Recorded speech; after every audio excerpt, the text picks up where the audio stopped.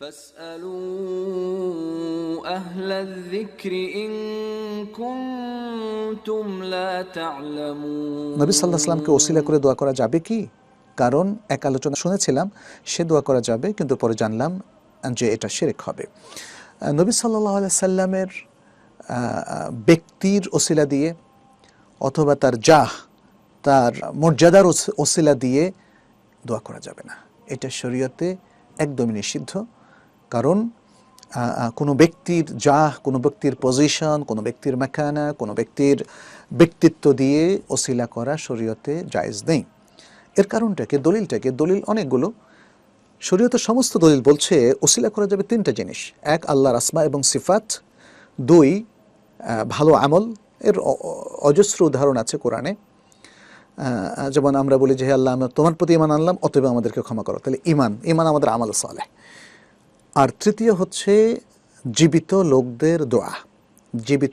তাহলে এর বাইরে আর যত ওসিলা সেটা শরীয়ত অসম্মত হবে, শরীয়ত কর্তৃক সমর্থিত হবে না। এবং তার মধ্যে এটা নবী সাল্লাল্লাহু আলাইহি ওয়াসাল্লামকে ওসিলা করা।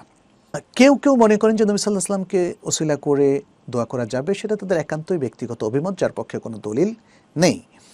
আচ্ছা, নবী সাল্লাল্লাহু আলাইহি ওয়াসাল্লামকে ওসিলা করে দোয়াটা শিরক হতে পারে, আবার শরীয়ত সম্মত নয় এমন পাপের কাজ হতে পারে যেটা শিরক না।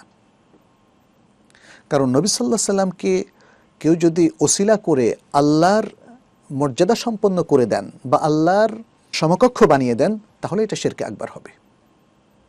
যেমন অনেকে মনে করে যে নবী সাল্লাল্লাহু আলাইহি ওয়াসাল্লাম আল্লাহর মতোই যা ইচ্ছা তাই করতে পারেন, আল্লাহর মতোই বরকত দিতে পারেন, আল্লাহর মতোই সন্তান দিতে পারেন। তাহলে এই যে নবী সাল্লাল্লাহু আলাইহি ওয়াসাল্লামকে এই ওসিলাগুলো করা হলো, এটা শিরকে আকবার হয়ে যাবে।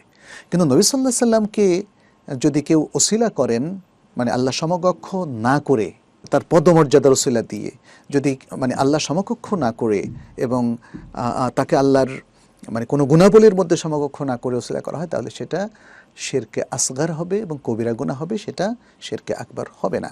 অতএব এই বিষয়টা আমাদের একটু ভালো করে জানতে হবে। যে কোনো অবস্থায় নবী সাল্লাল্লাহু আলাইহি ওয়াসাল্লামের ব্যক্তির ওসিলা না করে আমরা যেটা করতে পারি, নবী সাল্লাল্লাহু আলাইহি ওয়াসাল্লামকে ভালোবাসার ওসিলা করতে পারি। কারণ ভালোবাসা আমাদের আমল। হে আল্লাহ, আমরা মুহাম্মদ সাল্লাল্লাহু আলাইহি ওয়াসাল্লামকে ইত্তেবা করি, ইত্তেবাও একটা আমল, অতএব আমাদেরকে ক্ষমা করো। হে আল্লাহ, নবী সাল্লাল্লাহু আলাইহি ওয়াসাল্লামকে প্রচণ্ড ভালোবাসি, হ্যাঁ, অতএব আমাদেরকে ক্ষমা করো। তাহলে নবী সাল্লাল্লাহু আলাইহি ওয়াসাল্লামের ব্যক্তির ওসিলা কেন দিব, যেটার পক্ষে কোনো শরীয়তে দলিল নেই? তাহলে আমরা নবী সাল্লাল্লাহু আলাইহি ওয়াসাল্লামকে ভালোবাসার ওসিলা দেব, তাকে ইত্তেবা করার ওসিলা দেব, তাহলেই তো আমাদের হয়ে গেল। তাহলে তার মানে হচ্ছে আমাদের জায়েজ এবং পারমিটেড ফ্রেমওয়ার্কের মধ্যে আমাদের চলে আসতে হবে।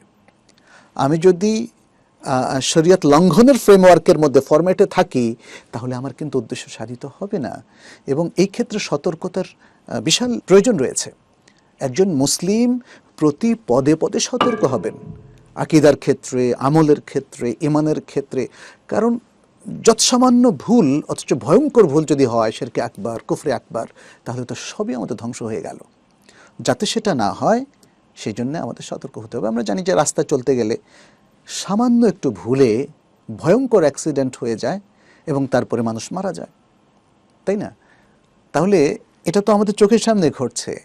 দিনের ক্ষেত্রে অ্যাক্সিডেন্ট হচ্ছে শিরকের সাথে অ্যাক্সিডেন্ট, অথবা কুফরির সাথে, নাস্তিকতার সাথে। আমরা এমন কোনো কথা বলা, এমন কোনো কাজ করা, এমন কোনো চিন্তা ভাবনা লালন করা, এমন কোনো আকীদা পোষণ করা যদি হয়, যদি যেটা শিরক এবং কুফরিতে বা শিরকে আকবার, কুফরে আকবার হয়ে যায়, তাহলে পুরো জীবনের সমস্ত আমল বাতিল হয়ে যাবে। আল্লাহ আমাদেরকে রক্ষা করুন।